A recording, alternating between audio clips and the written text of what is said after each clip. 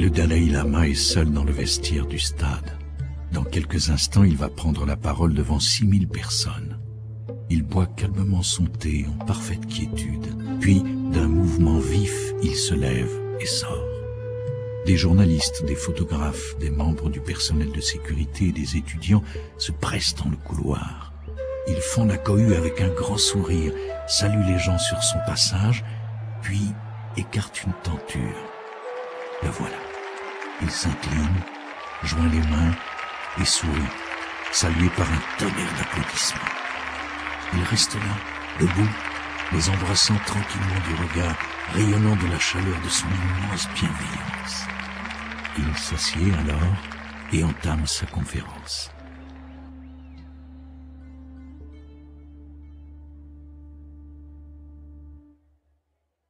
Pour celui qui ne l'a encore jamais vu, c'est une révélation car il sait immédiatement créer une réelle intimité avec son auditoire.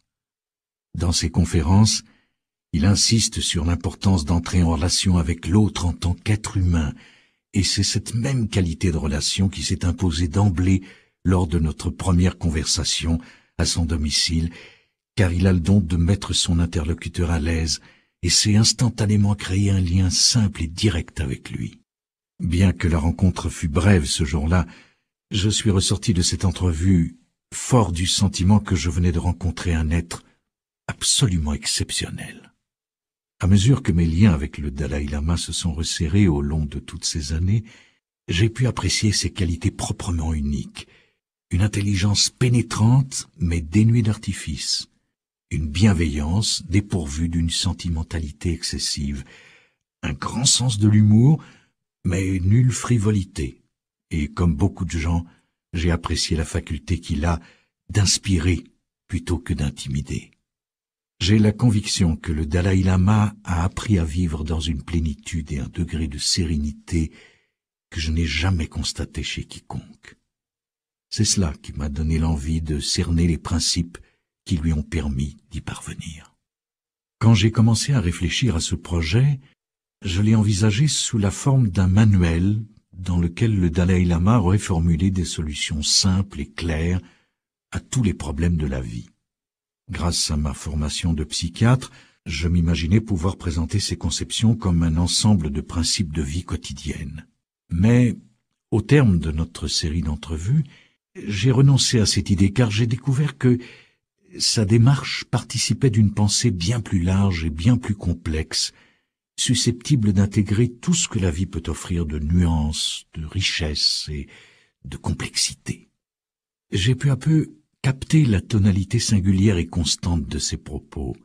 C'est celle de l'espoir. Et cet espoir repose sur la conviction que, s'il n'est pas facile d'atteindre le bonheur authentique et durable, la chose est néanmoins possible. J'ai cherché ici à présenter le Dalai Lama à un public essentiellement occidental, sans pour autant m'écarter de mon but, mettre en valeur ce qui, dans sa pensée, peut le mieux s'appliquer à nos existences quotidiennes. Je crois que le véritable but de la vie, c'est le bonheur. Que l'on ait foi dans une religion ou non, nous cherchons tous une vie meilleure. Mais pour la plupart d'entre nous, le bonheur est-il un but raisonnable? Est-il réellement possible de l'atteindre? Oui, je crois que l'on peut atteindre le bonheur par l'exercice de l'esprit. Je suis assez immédiatement sensible à cette idée du bonheur comme but réalisable. Toutefois, le psychiatre que je suis a reçu d'autres nourritures intellectuelles. Au cours de mes études, j'ai rarement entendu prononcer le mot bonheur, fût-ce à titre thérapeutique. Naturellement, il était question de soulager les symptômes de nos patients, leurs dépressions ou leurs angoisses, de résoudre conflits internes ou problèmes relationnels, mais jamais dans le but explicite de leur ouvrir la voie à la félicité. Dans la conception occidentale assez largement partagée, semble-t-il, le bonheur serait un bienfait mystérieux, pour ainsi dire, tombé du ciel. Dès lors, comment serait-il possible de le cultiver grâce au seul exercice de l'esprit? Quand je parle d'exercer l'esprit, je ne me réfère pas seulement à l'intellect, mais plutôt à l'âme. Cela inclut le sentiment, le cœur et l'esprit. En s'imposant une certaine discipline intérieure, on peut transformer son attitude, ses conceptions et sa manière d'être dans l'existence. On commence par isoler les facteurs qui mènent au bonheur de ceux qui mènent à la souffrance. Après quoi, on s'attache peu à peu à éliminer les facteurs de souffrance et à cultiver ceux qui conduisent au bonheur. Telle est la voie. Mais, me demanderez-vous, une existence fondée sur la recherche du bonheur ne sera-t-elle pas égocentrique par nature, soucieuse de son seul plaisir? Pas nécessairement. En fait, quantité d'études montrent que les gens malheureux ont tendance à être très préoccupés d'eux-mêmes, à se replier, à broyer du noir, à refuser tout en bloc. En revanche, les gens heureux sont plus sociables, souples, créatifs et plus aptes à tolérer les frustrations de la vie quotidienne. Ils se trouvent donc à être plus aimants et plus indulgents que ne le sont les gens malheureux. Partons donc de cette hypothèse élémentaire. Le but de la vie, c'est la recherche du bonheur. Et comprendre comment aller vers une vie plus heureuse va nous apprendre en quoi cette recherche du bonheur se révélera une source de bienfaits tant pour l'individu que pour sa famille et la société au sens large. Qu'est-ce qui détermine notre niveau de bien-être? En fait, quelles que soient les circonstances extérieures, que l'on ait gagné à la loterie ou qu'on soit atteint d'une maladie mortelle, c'est de notre état d'esprit que dépend notre bonheur, de notre perception de la situation, de notre capacité à nous satisfaire de ce que nous avons. Qu'est-ce qui conditionne notre perception d'une situation? En l'occurrence, notre tendance à comparer nous influence fortement. Être satisfait de l'existence dépend souvent du point de comparaison adopté. Regarder en permanence ceux qui sont plus brillants, plus beaux, qui réussissent mieux, engendre l'envie, la frustration et le chagrin. À charge pour nous de retourner ce principe positivement en nous comparant à ceux qui sont moins chanceux et en songeant à tout ce que nous avons. Il est scientifiquement démontré que le simple fait de déplacer le point de vue du sujet et de l'amener à envisager le pire suffit à mieux le satisfaire. Le fait d'être heureux ou non dans la vie est avant tout affaire de mental. Pour le bouddhisme, l'accomplissement repose sur 4 facteurs: la richesse, la satisfaction matérielle, la spiritualité et l'éveil. Ce sont là les 4 éléments constitutifs de la quête du bonheur individuel. Pour l'instant, laissons de côté les aspirations ultimes de la spiritualité et considérons la joie et le bonheur tels que nous les comprenons au quotidien, d'un point de vue strictement matérialiste. À cet égard, la bonne santé est considérée comme indispensable à une vie heureuse. Le confort matériel et l'aisance financière sont également tenus pour des sources de bonheur, de même que les amis, une compagne ou un compagnon. Évidemment, ces bienfaits sont agréables, mais faute d'adopter l'attitude juste et de porter attention au facteur mental, tout cela n'aura que très peu d'impact sur le bonheur à long terme. Par exemple, nourrir au fond de soi une intense colère portera atteinte à la santé. Pour jouir d'une vie heureuse et accomplie, la clé est l'état d'esprit. C'est là l'essentiel. La richesse seule ne garantit ni la joie ni la plénitude. Pour vivre heureux au quotidien, la sérénité et la paix de l'esprit sont garantes d'une vie de bonheur et de joie. Mais il faut se garder de toute confusion et distinguer cet état d'esprit apaisé de l'insensibilité ou de l'indifférence. Cette paix de l'esprit s'enracine dans l'affection et la compassion et requiert un très haut degré de sensibilité et d'émotion. Si le confort matériel, qu'en temps normal vous jugez nécessaire au bonheur, vous fait défaut et que vous possédiez en vous-même cette paix, ce degré de stabilité, rien ne vous empêchera de vivre une existence pleinement heureuse. Mais toute notre culture occidentale paraît fondée sur l'acquisition matérielle. Nous sommes cernés, bombardés de publicités. Il est difficile de ne pas se laisser influencer par toutes ces choses qui nous font envie. Je pense qu'il existe 2 sortes de désirs. Certains sont positifs. Le désir du bonheur est absolument légitime. Le désir de paix ou d'un monde plus harmonieux est très salutaire. Mais, passé un certain seuil, les désirs deviennent déraisonnables et finissent par être une source de trouble. La seule satisfaction de soi ne peut suffire à déterminer si un désir est positif ou négatif. Au moment de commettre son crime, un meurtrier peut en retirer un plaisir qui ne justifie en rien son geste. Toutes les actions contraires à la vertu, le mensonge, le vol, l'adultère, etc., sont commises par des gens qui, sur le moment, sont capables d'en retirer un sentiment de satisfaction. La ligne de démarcation entre le caractère positif ou négatif d'un désir ou d'un acte ne tient pas à cette satisfaction immédiate, mais plutôt à ses conséquences ultimes, positives ou négatives. Si, par exemple, notre désir de posséder des biens ne repose que sur une soif insatiable d'acquisition, il mène tout droit à la convoitise, fondée sur une attente démesurée. La convoitise conduit à la frustration, car sa motivation essentielle, c'est l'assouvissement. Mais l'ironie veut qu'une fois obtenu l'objet de son désir, on ne soit toujours pas satisfait. Le seul antidote, c'est le contentement. Le contentement intérieur, ce n'est pas d'avoir ce que l'on veut, mais plutôt de vouloir et d'apprécier ce que l'on a. Travailler sur l'état d'esprit constitue un moyen plus efficace d'atteindre le bonheur que de le rechercher à travers des sources extérieures de satisfaction.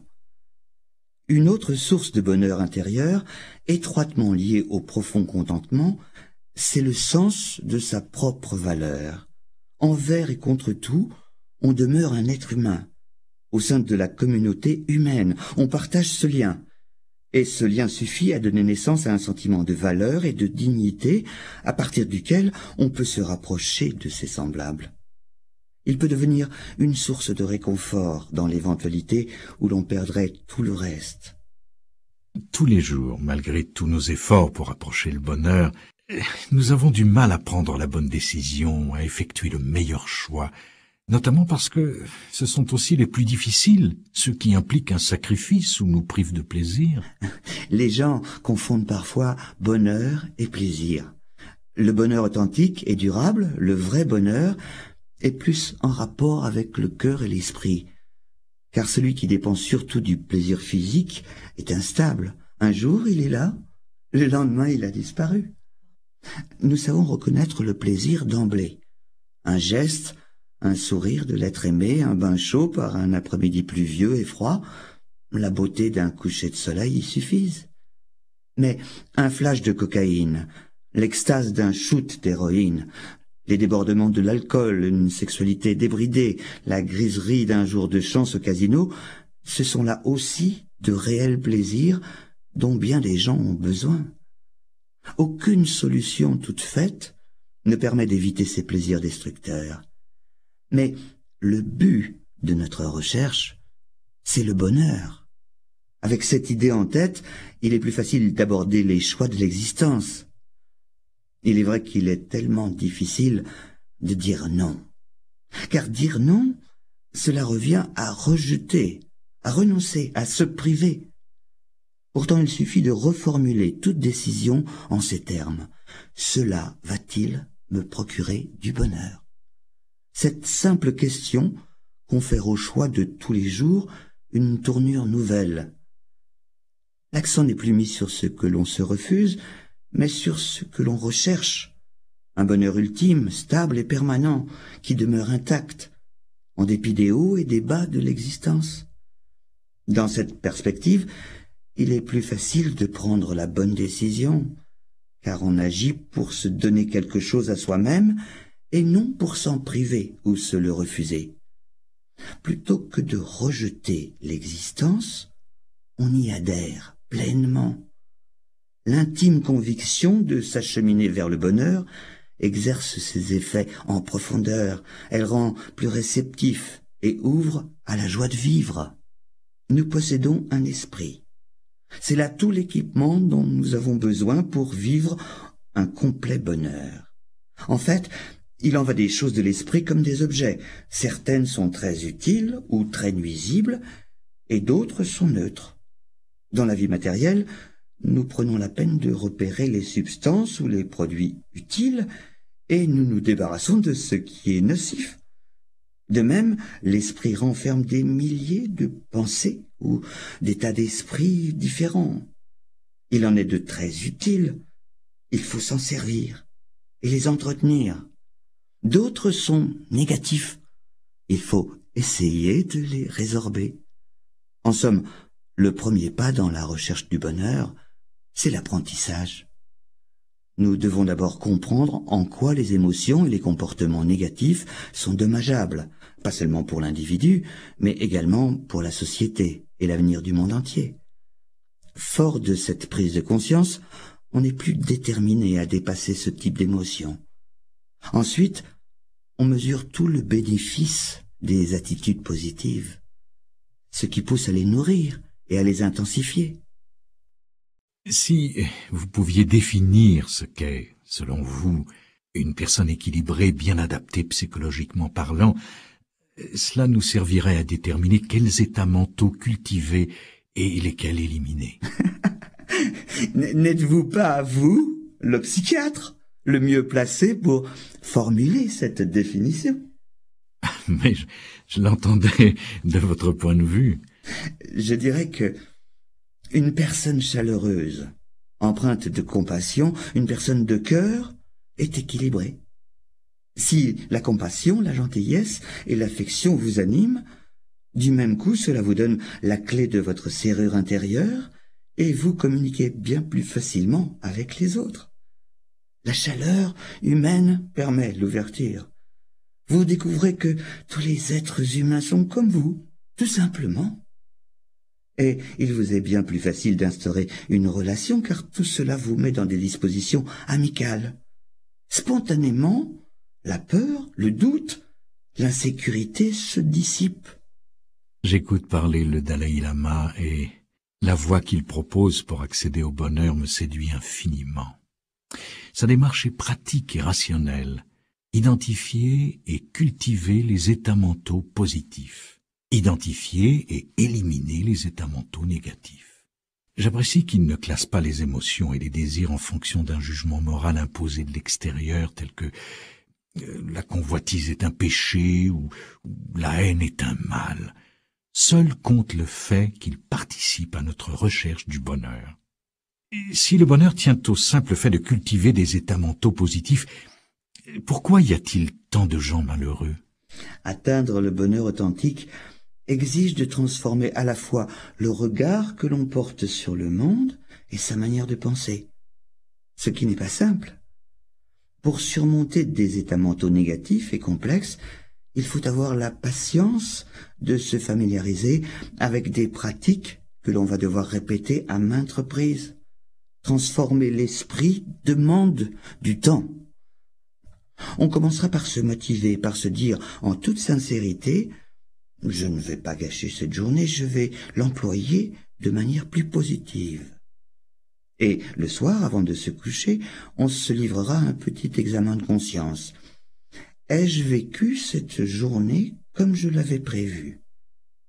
Si elle s'est déroulée conformément à nos vœux, il convient de s'en réjouir. Si elle s'est mal passée, il importe de regretter et de savoir critiquer ses actes. C'est grâce à des méthodes de ce genre que l'on mettra petit à petit l'accent sur les aspects positifs de l'esprit. En mobilisant nos pensées grâce à de nouveaux modes de réflexion, nous sommes capables de changer la manière de travailler du cerveau. Ce qui est également à la base de l'idée que la transformation intérieure débute par l'apprentissage. L'autre facette de cette discipline susceptible de conduire à une existence plus heureuse, c'est le respect d'une éthique de comportement.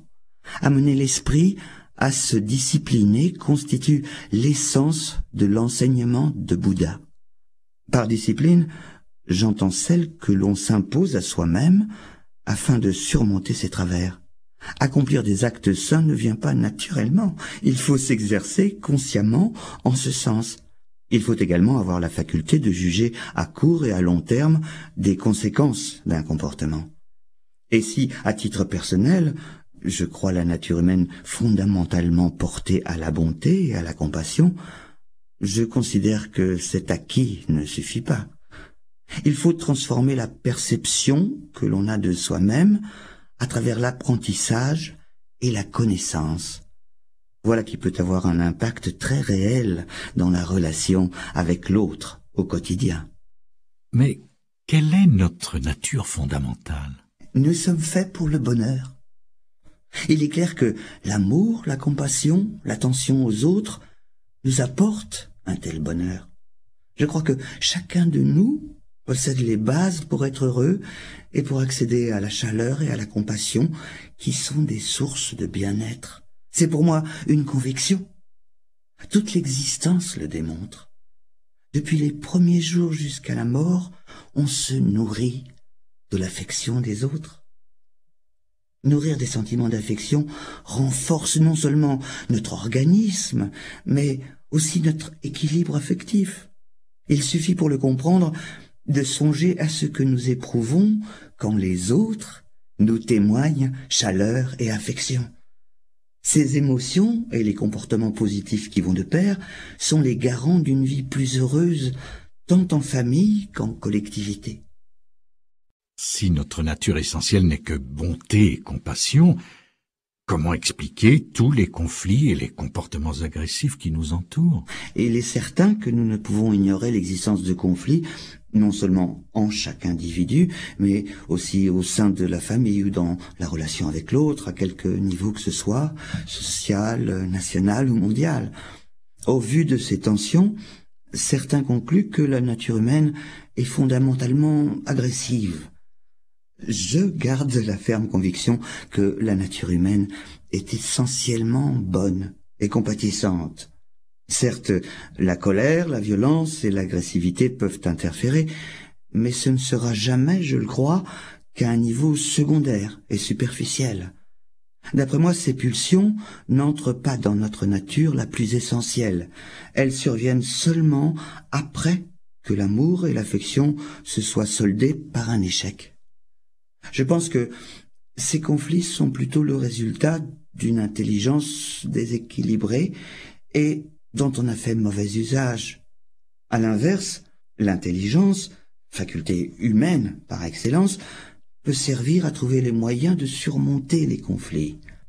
Allier la bonté de cœur au savoir et à l'éducation nous apprend à respecter les opinions et les droits des autres et rend toutes les actions humaines constructives.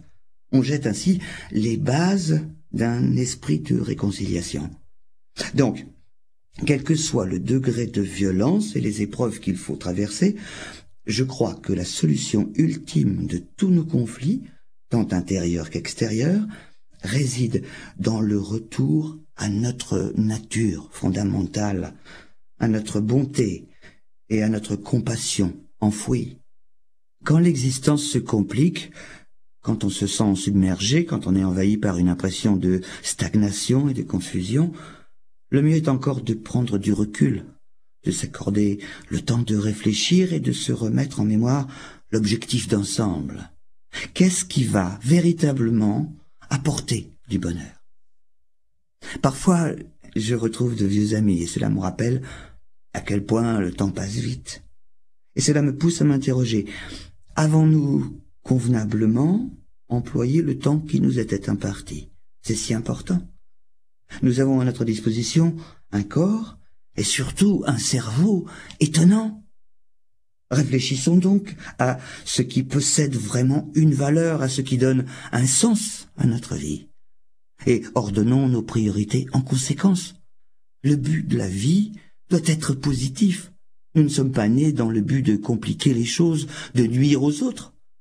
Pour que la vie ait une valeur, il faut consolider les qualités fondamentales de l'humanité. La chaleur humaine, la bonté, la compassion. C'est alors que notre vie revêt un sens et devient plus paisible et plus heureuse.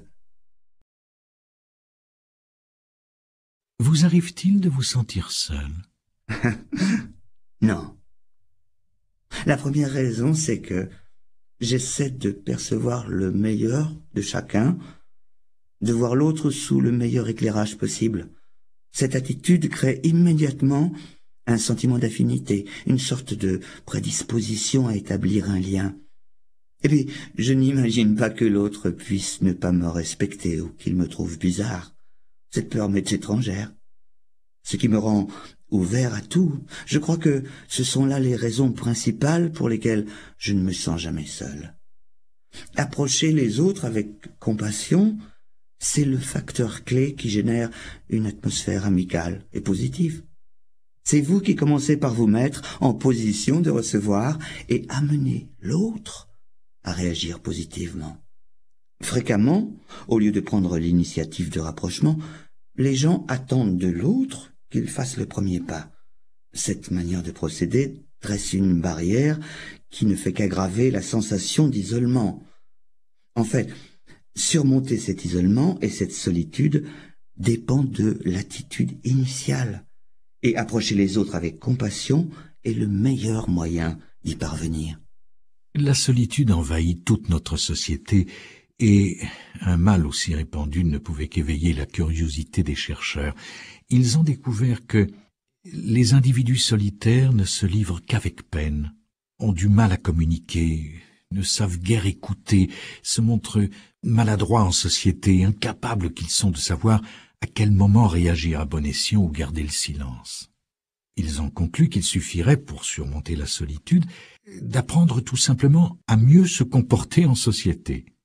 Le Dalai Lama préfère à cette attitude tout extérieure une démarche qui va droit au cœur, comprendre la valeur de la compassion et la cultiver.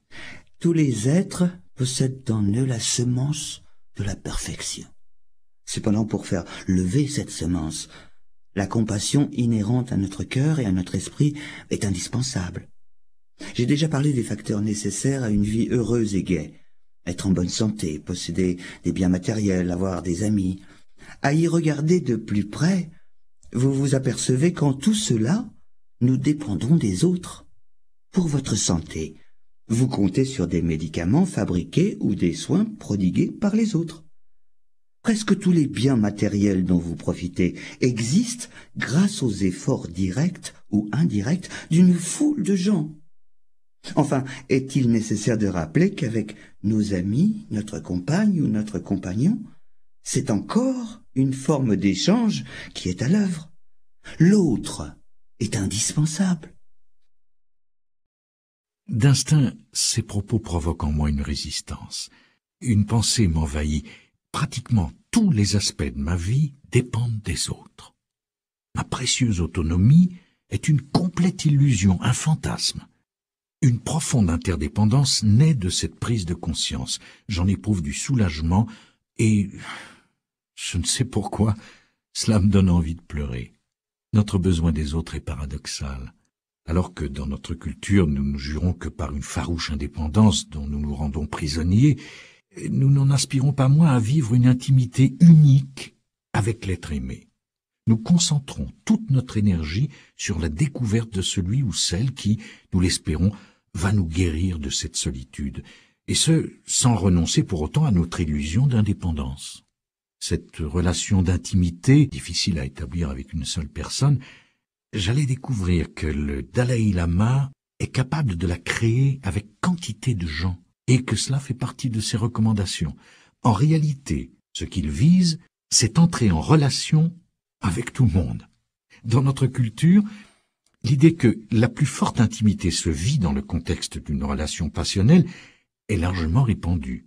Or, ce point de vue peut se révéler très limitatif, nous couper d'autres sources potentielles d'intimité et causer beaucoup de souffrance et de chagrin dès que l'être unique n'est plus là. L'intimité, qui est l'un des ingrédients essentiels du bonheur, selon le Dalai Lama, repose sur la volonté de s'ouvrir aux autres, à la famille, aux amis et même aux inconnus, de nouer des liens authentiques et profonds fondés sur l'humanité qui nous est commune à tous. Alors naturellement, cette question me vient à l'esprit. Quelle est, selon vous, la méthode la plus efficace pour aborder les gens et réduire les risques de conflit? Aborder les autres est une question très complexe. Il n'est pas possible de tout résoudre par la magie d'une seule et unique formule. Pour aborder les autres avec tact et savoir-faire, beaucoup d'éléments sont requis. La sympathie est essentielle à mes yeux.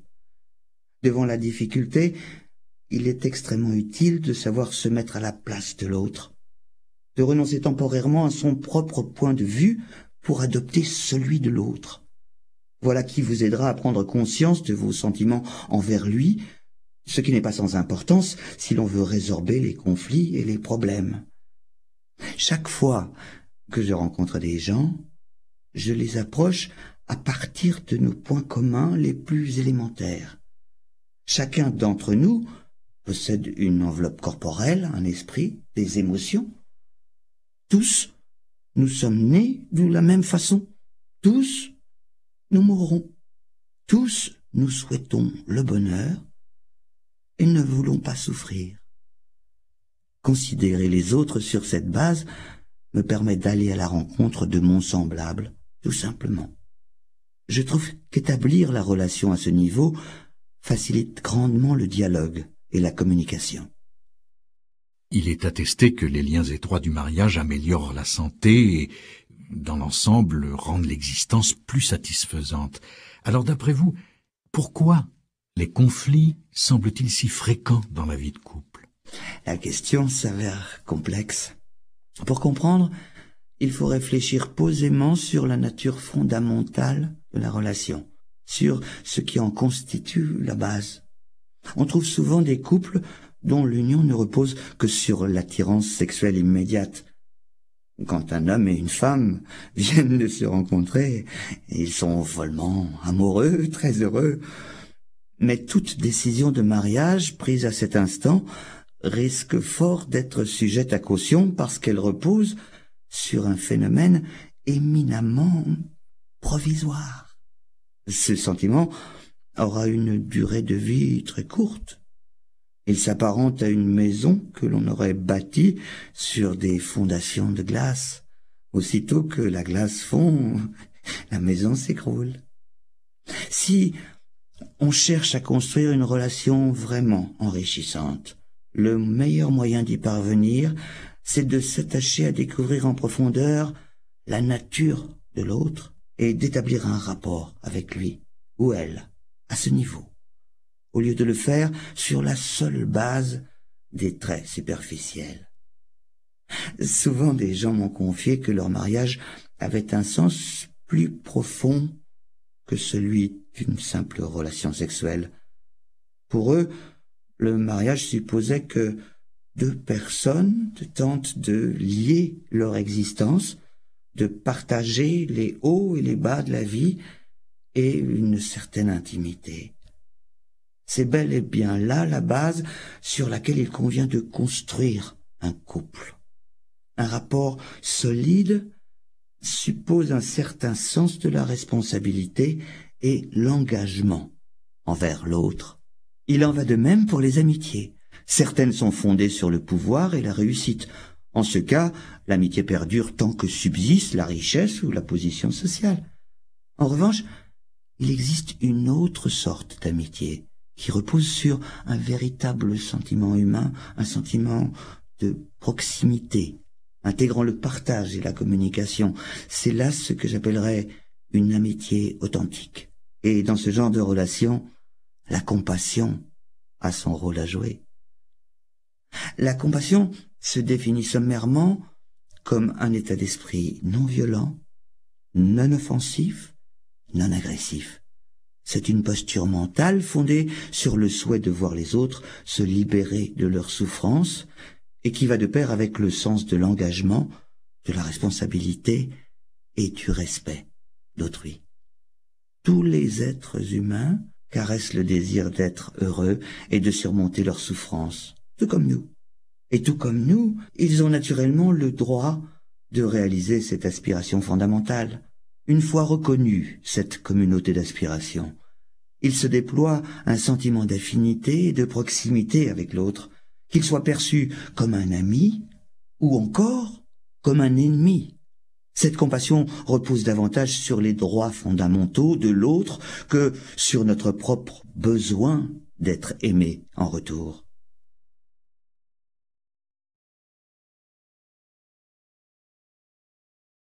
Personne n'échappe à la douleur. C'est la réalité. Personne n'échappe à la douleur. C'est la réalité.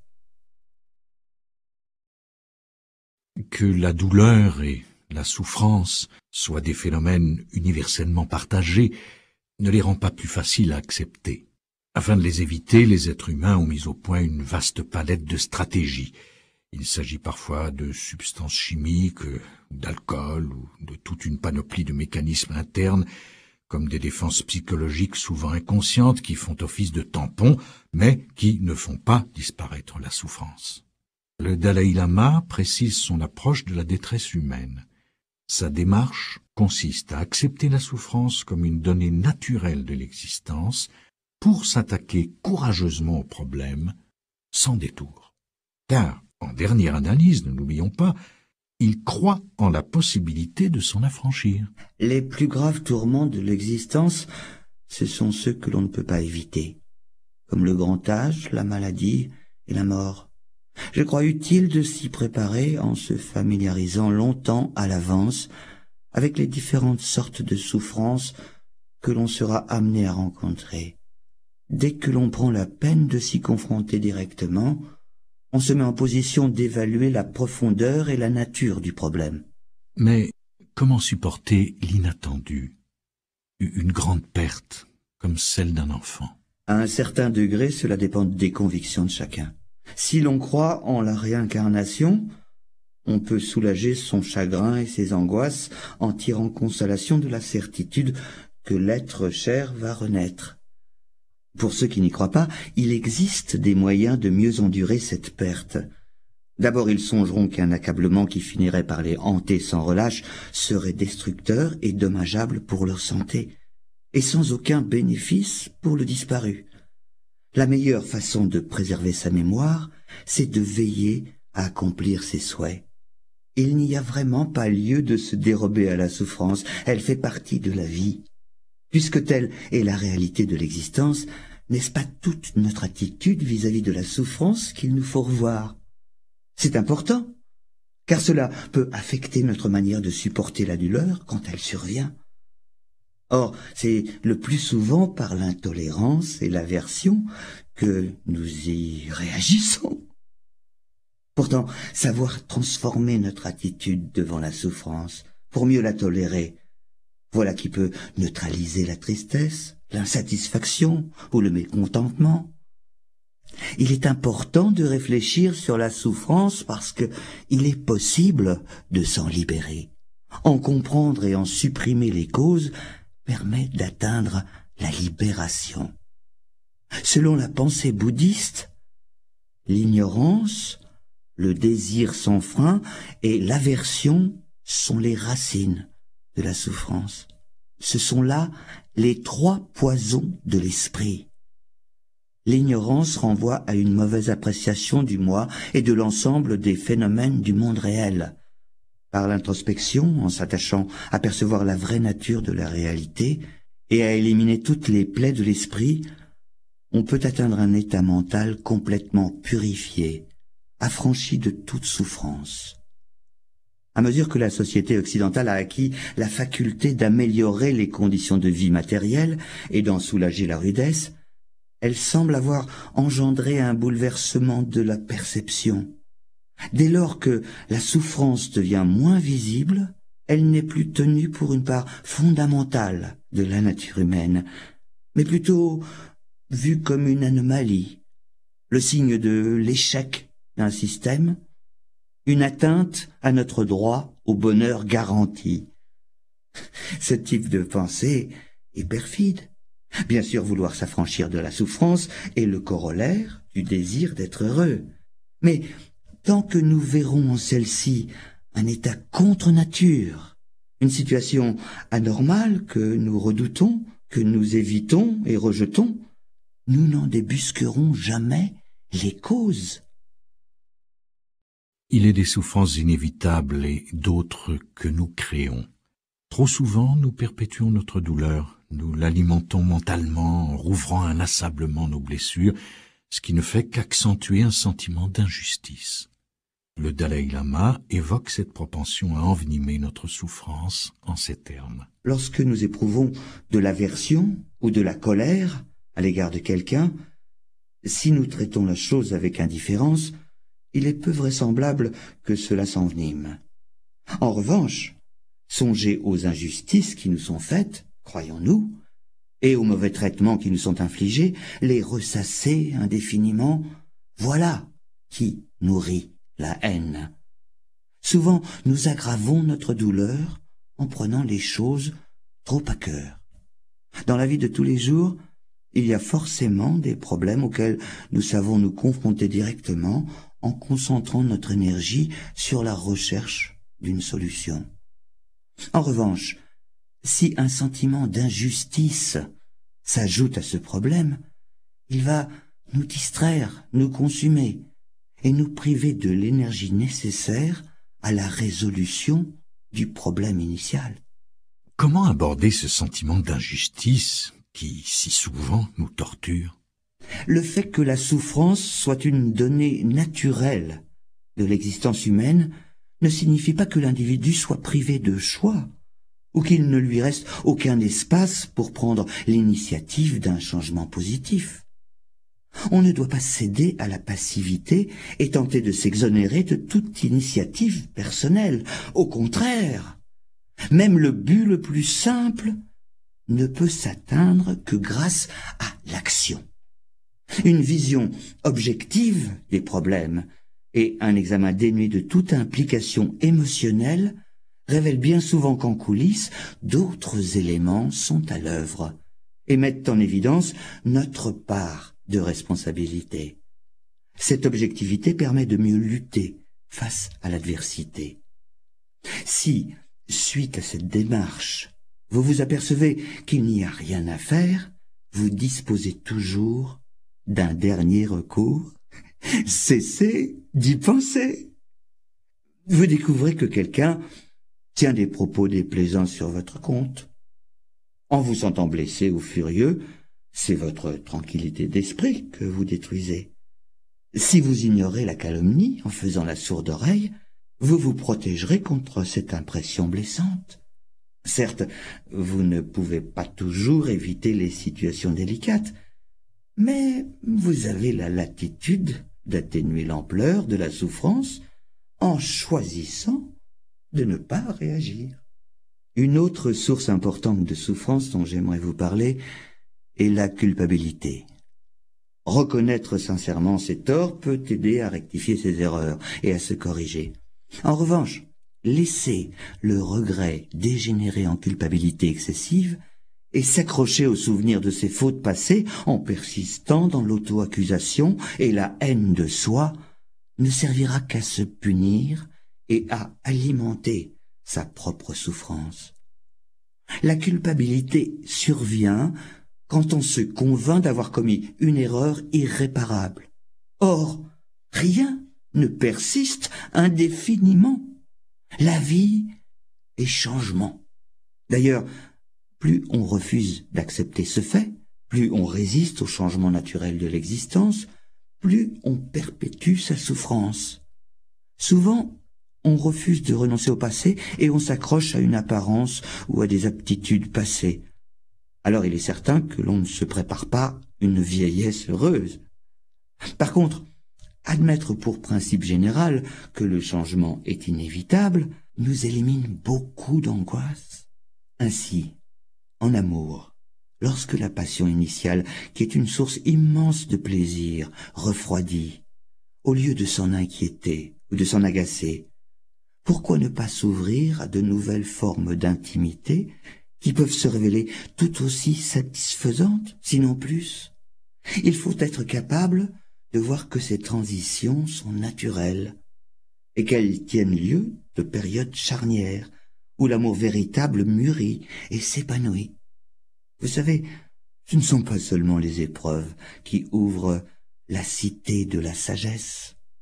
Un des instruments les plus puissants dont nous disposons pour démêler les problèmes de la vie de tous les jours c'est la capacité de changer de perspective pour considérer une situation délicate d'un point de vue plus avantageux. Il ne faut jamais oublier que chaque phénomène, chaque événement, possède plusieurs facettes. Tout est relatif. Prenons mon propre cas. J'ai perdu mon pays. Vu sous cet angle, la perte est tragique. Et il y a pire que mon sort personnel, car entre-temps, mon pays, lui, continue de subir des ravages. En revanche, si je considère le même événement sous un autre angle, je m'aperçois qu'il m'ouvre des perspectives. Ma vie de réfugié m'exempte des formalités, des cérémonies, du protocole, et me crée quantité d'occasions nouvelles de rencontrer des gens ayant d'autres traditions religieuses, d'autres modes de vie. Souvent, au moindre écueil, on rétrécit sa vision. On s'imagine être le seul à en passer par de telles difficultés. Cette illusion conduit à une sorte d'égocentrisme qui, à son tour, ne fera que rendre le problème encore plus aigu. Le Dalai Lama n'allait pas en rester là. Il ne tarda pas à me proposer une leçon plus importante encore. Comment totalement transformer son attitude envers un ennemi et apprendre à l'aimer. L'ennemi joue un rôle crucial. On doit s'efforcer de ne nourrir aucune haine envers lui, et plutôt de le saisir comme une chance qui s'offre à nous de raffermir notre patience et notre tolérance. D'ordinaire, ce ne sont pas nos amis qui nous mettent à l'épreuve. Seuls nos ennemis détiennent ce privilège et méritent d'être considérés comme les grands éducateurs qui nous fournissent cette capacité de résistance si nécessaire à la croissance. Car véritablement, c'est le combat de l'existence qui fait de nous ce que nous sommes. Changer de perspective, apprendre à voir ses soucis ou ses ennemis sous un autre angle est une faculté qui est nourrie par la souplesse d'esprit. Le suprême avantage de cette souplesse d'esprit, c'est qu'elle permet d'embrasser toute l'existence, de se montrer pleinement humain, d'être pleinement en vie. Chacun peut développer cette faculté. Elle repose directement sur les efforts que nous accomplissons pour élargir notre vision des choses en essayant d'y intégrer de nouveaux points de vue. Le résultat final en est la conscience simultanée de notre situation personnelle et du tableau d'ensemble. Cette vision concomitante du vaste monde et de notre petit univers fonctionne comme une gare de triage. Elle nous aide à distinguer ce qui est important dans la vie de ce qui ne l'est pas. Être souple et savoir élargir le champ requiert une capacité de traiter les problèmes à plusieurs échelons, individuels, collectif et global. Ainsi, minimiser la haine, c'est comme procéder à un désarmement intérieur, et celui-ci doit aller de pair avec un désarmement extérieur. Il existe une relation de réciprocité entre la souplesse d'esprit et l'aptitude à changer de point de vue. Un esprit souple aide à aborder les problèmes sous plusieurs angles, et à l'inverse, considérer les problèmes sous plusieurs angles revient en quelque sorte à exercer l'esprit à la flexibilité. Dans le monde actuel, qui se caractérise par des changements inattendus, aussi subis que violents, cela peut être une question de survie. Sur l'échelle de l'évolution, ce sont les espèces les plus adaptables aux mutations de l'environnement qui ont survécu et prospéré. Approcher l'existence avec souplesse est une recette fondamentale pour accéder à l'équilibre. L'équilibre, le savoir-faire, le soin d'éviter les extrêmes sont des données capitales de la vie quotidienne qui ont également leur importance dans tous les domaines de l'existence, car l'excès ou le manque peuvent avoir des effets destructeurs similaires. Viktor Frankl, un psychiatre juif emprisonné par les nazis durant la Seconde Guerre mondiale, déclara un jour que l'homme peut survivre à toutes les souffrances tant qu'il peut y déceler un sens. Trouver une signification à la souffrance est certes une méthode puissante pour faire face aux périodes les plus sombres de l'existence, mais ce n'est pas une tâche aisée. Souvent, la souffrance semble dénuée de signification et paraît frapper au hasard, aveuglément. Quand on est en proie à la douleur, toute l'énergie se concentre sur la recherche d'une issue. Les périodes de crise aiguë ou de tragédie, on les juge injustes et dépourvues de sens. Heureusement, il est d'autres moments, avant ou après une épreuve, où l'on n'a plus de latitude pour comprendre. C'est pourquoi on recherchera le sens caché de la souffrance quand tout va bien, afin de mettre toutes les chances de son côté pour en récolter les fruits. Un arbre qui plonge loin ses racines résistera au plus violent des orages. En revanche, il ne peut faire croître ses racines juste quand l'orage pointe à l'horizon. Malgré la répugnance universelle qu'elle inspire, il ne fait pas de doute que notre souffrance peut fortifier et approfondir notre expérience de la vie. Martin Luther King n'a-t-il pas dit un jour « Ce qui ne me détruit pas me rend plus fort ». Et s'il est naturel de reculer devant la souffrance, encore faut-il garder à l'esprit qu'elle peut aussi nous mettre au défi et faire ressortir le meilleur de nous-mêmes. Quant à la douleur physique, il ne faut pas oublier qu'elle est avant tout un mécanisme biologique remarquable, complexe et harmonieux, prévu pour nous avertir et nous protéger des dégâts infligés à l'organisme. C'est justement la sensation pénible qui alerte le corps et nous contraint à régler le problème. Finalement, songez que notre souffrance constitue l'élément le plus fondamental que nous partageons avec les autres, et qu'elle agit au plan général comme une force unificatrice qui nous relie à toutes les créatures vivantes. Peut-être faut-il voir là une signification suprême. Nous avons discuté la possibilité de parvenir au bonheur en travaillant à éliminer nos comportements et nos états d'esprit négatifs. De manière générale, comment s'y prendre pour accomplir les changements positifs nécessaires? D'abord, apprendre, c'est la première étape. Comprendre que les émotions et les attitudes négatives nuisent au bonheur. L'étape suivante, c'est la conviction que le changement est nécessaire. Cette conviction se transformera en détermination, puis la détermination en action. Être fermement déterminé permet de soutenir l'effort nécessaire à de réels changements. Cet effort est crucial. Quel que soit le comportement que vous essayez de changer, il faut commencer par affirmer une forte volonté, un fort désir d'y parvenir. Il s'agit d'être enthousiaste. Et là, le sentiment de l'urgence est un élément clé. Voyez comment la connaissance des graves conséquences du sida a créé un sentiment d'urgence qui a changé le comportement sexuel de bien des gens. De même, l'éducation du public sur les effets nocifs du tabac ont eu aussi des répercussions. Souvent, une fois que l'on a obtenu l'information exacte, il en découle une notion de gravité et de responsabilité. Ce sentiment d'urgence peut donc constituer un élément vital du changement et communiquer une incroyable énergie, pas seulement au niveau personnel, mais aussi à l'échelle de la collectivité et de la planète.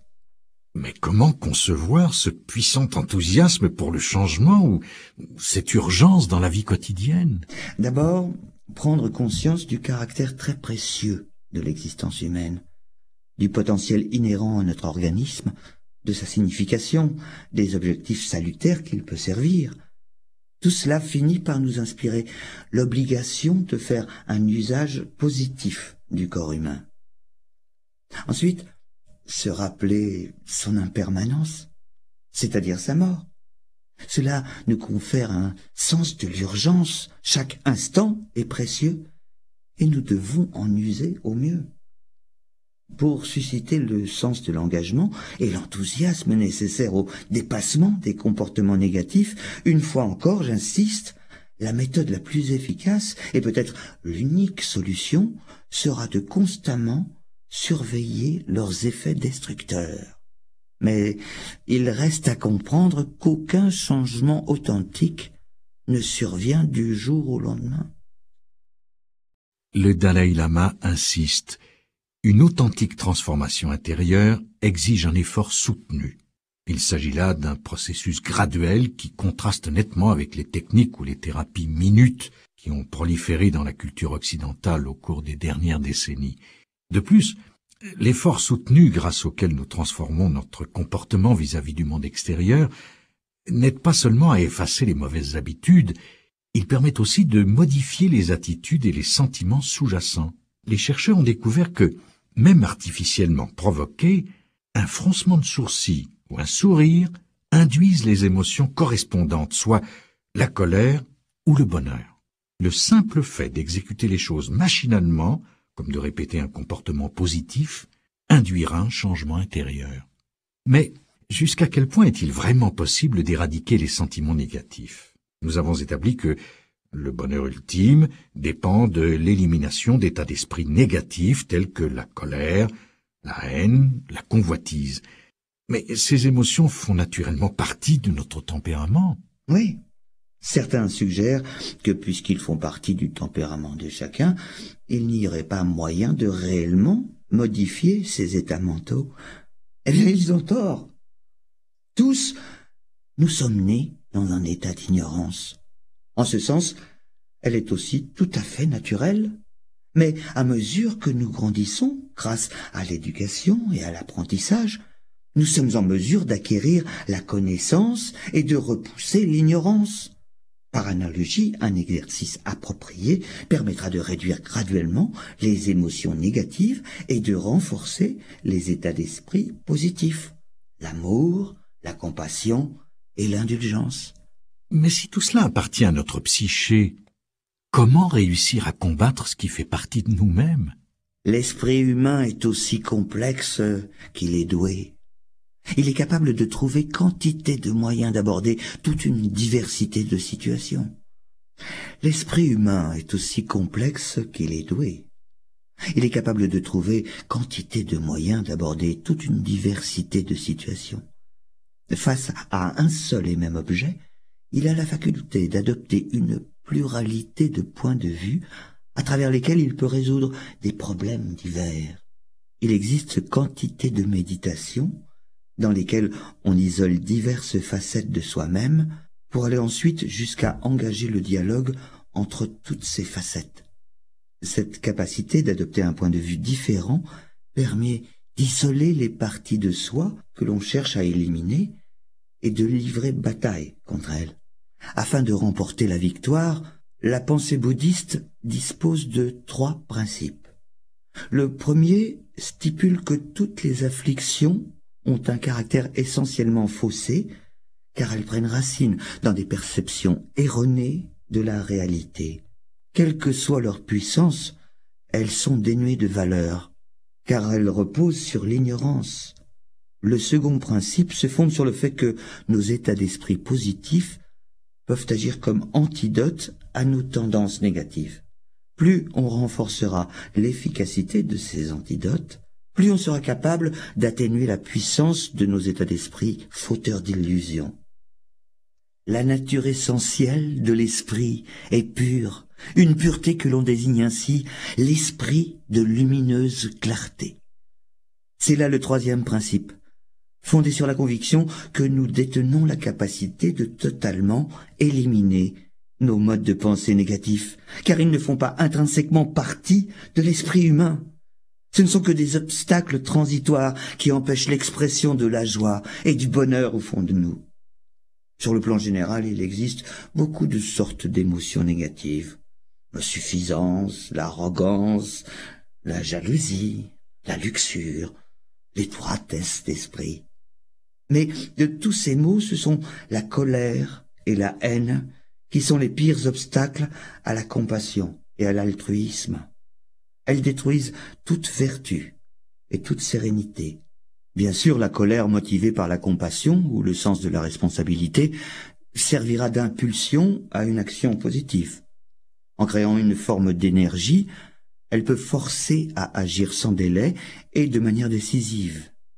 Mais malgré les rares circonstances où elle peut s'avérer positive, en général la colère conduit à la rancune et à la haine.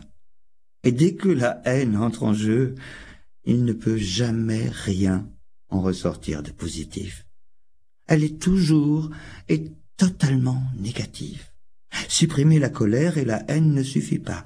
Encore faut-il cultiver leurs antidotes, la patience et la tolérance. Dans cette pratique, on s'engage en fait dans un combat où il y aura des revers. Il ne faut jamais l'oublier. Celui qui l'emporte contre la haine et la colère mérite d'être considéré comme un véritable héros. L'enthousiasme au combat est nécessaire et prend sa source dans la connaissance des effets bénéfiques de la tolérance et de la patience. Les effets destructeurs de la haine, eux, sont particulièrement visibles, évidents et immédiats. Elle vous submerge et détruit toute sérénité. Votre faculté de jugement devient totalement inopérante. Elle vous plonge dans un état de confusion qui ne fait qu'aggraver vos difficultés. Cela s'apparente à une forme de folie. De plus, la haine transforme l'individu de la façon la plus repoussante qui soit. Le visage se déforme et s'enlaidit. On irradie l'hostilité. Les autres le sentent et n'auront qu'une envie, éviter pareil individu. La haine, c'est notre ennemi suprême, car elle ne possède aucune autre fonction que de nous détruire. Une fois qu'on l'a compris, cela devrait suffire pour nous décider à ne jamais laisser la moindre prise à cet ennemi. Quand une situation vous met en colère, confrontez-vous à celle-ci, analysez-la. Est-elle une réponse adaptée? Est-elle constructive ou destructrice? Neutralisez-la par des pensées empreintes de patience et de tolérance. Bien sûr, certaines situations exigent parfois de prendre des mesures. Toutefois, je crois que la compassion et le souci des autres sont de nature à nous placer en position de force, bien plus que la colère. La patience et la tolérance conduisent au pardon. En dépit des événements négatifs que l'on aura vécus, l'analyse de la situation fera comprendre que le passé est le passé et qu'il est donc inutile de s'enfoncer davantage dans des postures négatives qui, dans les faits, ne modifieront en rien la situation, mais perturberont le mental et perpétueront le malheur. Naturellement, on a le droit de se souvenir des événements pénibles. L'oubli et le pardon sont deux choses bien distinctes. Dans notre culture, l'anxiété a quelque chose d'envahissant. Même ceux qui ne souffriront jamais d'angoisse pathologique connaîtront à un moment ou à un autre de leur vie des niveaux d'anxiété ou de peur qui gâcheront leur bonheur et leur compliqueront l'existence. J'étais impatient d'aborder le sujet avec le Dalai Lama. Certains types de peurs sont d'une grande authenticité et reposent sur des raisons valables, que ce soit par exemple la peur de la violence ou de l'effusion de sang. D'un autre côté, certaines peurs sont nos propres créations et reposent essentiellement sur des projections mentales. Elles sont très enfantines, ces peurs-là. C'est pourquoi il faut se servir de sa capacité de raisonnement pour tâcher de détecter si chaque peur repose sur une base valable ou non.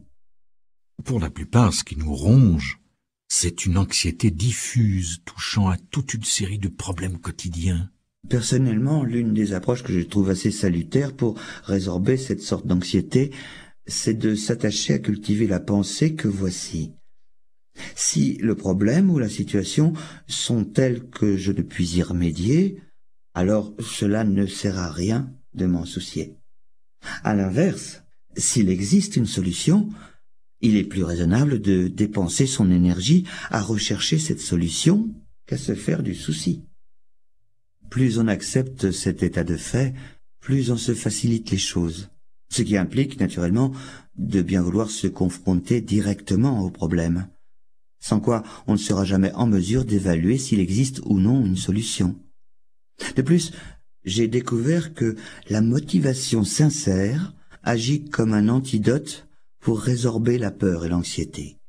Aussi, lorsque je suis tendu avant de prendre la parole, je me rappelle que le but de cette conférence, c'est d'être bénéfique aux autres et non pas de faire étalage de mes connaissances. Ainsi, pour les questions que je ne comprends pas exactement, je me contente de reconnaître que, pour moi, la chose est difficile. Fort de cette motivation, je n'ai pas à me soucier de passer pour un sot ou à me préoccuper de ce que les autres pensent de moi. Le Dalai Lama s'attache essentiellement à remodeler la motivation sous-jacente de chacun pour la réorienter vers la compassion et la bonté. Dans son système de pensée, plus on est motivé par l'altruisme, moins on a peur face aux circonstances les plus anxiogènes. Le seul fait de prendre du recul, simplement pour s'assurer que l'on ne veut de mal à personne et que l'on est sincèrement motivé, suffit à diminuer l'anxiété dans les situations de la vie courante et à nous donner la confiance nécessaire pour y faire face. La confiance en soi est d'ailleurs un autre élément déterminant de l'anxiété. La confiance en soi est capitale pour atteindre ses objectifs, qu'il s'agisse d'un diplôme universitaire, de monter une affaire qui marche, de bâtir une relation satisfaisante ou d'exercer l'esprit au bonheur. C'est elle qui nous donne l'intrépidité d'esprit qui accompagne l'accomplissement des plus hautes ambitions. Par contre, le manque de confiance en soi inhibe nos efforts et inversement, l'excès de confiance conduit à prendre des risques inconsidérés et mène souvent à une forme d'arrogance qui éloigne les autres. En général, la suffisance et l'arrogance ont des conséquences négatives. Pour les combattre, le moyen le plus efficace, c'est de songer à la multitude de disciplines dont nous n'avons pas la moindre connaissance. D'un autre côté, je pense qu'être honnête avec soi ou envers les autres sur l'étendue de nos capacités doit suffire à neutraliser l'impression d'être inadéquat et le sentiment de manquer de confiance. Il me semble en effet que l'honnêteté et la confiance en soi sont étroitement liées. En étant animé par un authentique souci des autres et le désir d'être utile, on sera plus ouvert, car moins anxieux à l'idée d'être révélé ou exposé aux yeux des autres. Mais pour réaliser ce désir d'être utile, il faut avoir au préalable un moi affirmé et une grande confiance en soi. Cette confiance-là aura des conséquences positives. Prendre conscience de sa propre valeur, honnêtement et sans crainte, peut être une arme puissante contre le doute et le manque de confiance en soi. Au-delà du manque de confiance en soi, la haine de soi sévit dans toute la culture occidentale. J'ai voulu aborder ce sujet avec le Dalai Lama et sa réaction initiale face à ce phénomène fut aussi révélatrice que réconfortante. L'existence de la haine de soi lui était tout simplement inconnue. Alors que nous croyons ce problème profondément enraciné dans la psyché humaine, je découvrais qu'elle peut rester pratiquement ignorée de cultures entières. Cette réalité doit nous rappeler à quel point cette disposition mentale perturbante, comme tous les autres états mentaux négatifs que nous avons abordés, ne fait pas intrinsèquement partie de l'esprit humain. Nous ne sommes pas nés avec. On peut s'en défaire. Il faut réfléchir au fait que tous les êtres, y compris soi-même, possèdent en eux la nature du Bouddha, le potentiel de la perfection, du complet éveil. Aussi longtemps que nous sommes conscients de ce don merveilleux qu'est l'intelligence humaine et de notre capacité d'en faire un usage positif, alors, en un sens, nous possédons la santé mentale intérieure. Une force intérieure qui tient justement à la conscience de détenir ce grand potentiel humain. Cette prise de conscience peut agir comme une sorte de mécanisme intégré qui nous permet de faire face à toutes les difficultés, sans perdre espoir ou sombrer dans la haine de soi. Le Dalai Lama a beau être une figure de premier plan du bouddhisme, ce ne sont pas ces conceptions philosophiques complexes que beaucoup de gens jugent les plus attirantes, mais plutôt sa chaleur, son humour, son approche réaliste de la vie et sa profonde humanité. En dépit de sa position, celle d'une des personnalités religieuses les plus marquantes de la planète, le ton de nos conversations est simplement demeuré celui de deux êtres humains discutant des problèmes qui nous sont communs à tous. Je crois essentiel de prendre la pleine mesure de notre potentiel d'êtres humains et de reconnaître l'importance de la transformation intérieure. On doit y parvenir à travers ce qu'on pourrait appeler un processus de développement mental. Parfois, c'est ce que j'appelle avoir une dimension spirituelle dans sa vie. Que l'on soit bouddhiste ou que l'on appartienne à une autre religion, pourquoi met-on toujours tellement l'accent sur la prière dans la vie spirituelle? Selon moi, la prière est avant tout un aide-mémoire journalier de nos principes et de nos convictions les plus profonds. Il peut y avoir deux niveaux de spiritualité. Le premier est en rapport avec nos convictions religieuses. Mais nous sommes plus de 5 milliards d'êtres humains en ce monde, tous différents et avec une telle multiplicité de situations individuelles. En un sens, je crois que ce dont nous avons besoin, c'est de 5 milliards de religions différentes. Chaque individu devrait veiller à s'engager dans le cheminement spirituel le mieux adapté à ses dispositions mentales, à ses inclinations naturelles, à son tempérament, à ses convictions, à sa famille et à son milieu culturel. Le but de la religion, c'est le bienfait des gens. Mais je pense que si nous n'avions qu'une seule religion, après un certain temps, elle cesserait d'être bénéfique. C'est pourquoi nous devons apprécier à leur juste valeur toutes les grandes traditions religieuses de la planète et devons tenter de développer des liens plus étroits entre elles. C'est là un effort collectif que nous pouvons faire pour le bien de l'humanité. Il y a tant de choses qui nous divisent, tant de problèmes dans le monde. La religion devrait servir de remède pour aider à résorber les conflits et la souffrance du monde, au lieu d'être une source de conflits supplémentaires. Les convictions religieuses ne suffisent pas à garantir le bonheur et la paix. Et comme elles peuvent tout aussi bien engendrer la division, la haine et la guerre, il est facile de perdre toute foi dans les institutions religieuses. Ce danger m'a conduit à donner des leçons spirituelles qui soient universellement applicables par tout individu, sans distinction de religion, qu'il en ait une ou pas. Car il y a un autre niveau de spiritualité, que j'appellerais la spiritualité élémentaire. Il s'agit des qualités humaines de base, la bonté, la gentillesse, la compassion, le souci des autres. Que l'on soit croyant ou non croyant, cette sorte de spiritualité est essentielle.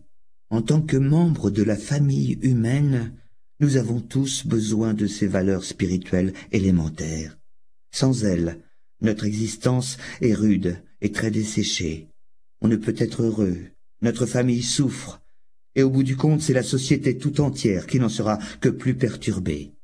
Il est donc crucial de cultiver ces valeurs spirituelles de base. La vraie spiritualité est une attitude mentale que vous pouvez pratiquer à tout moment.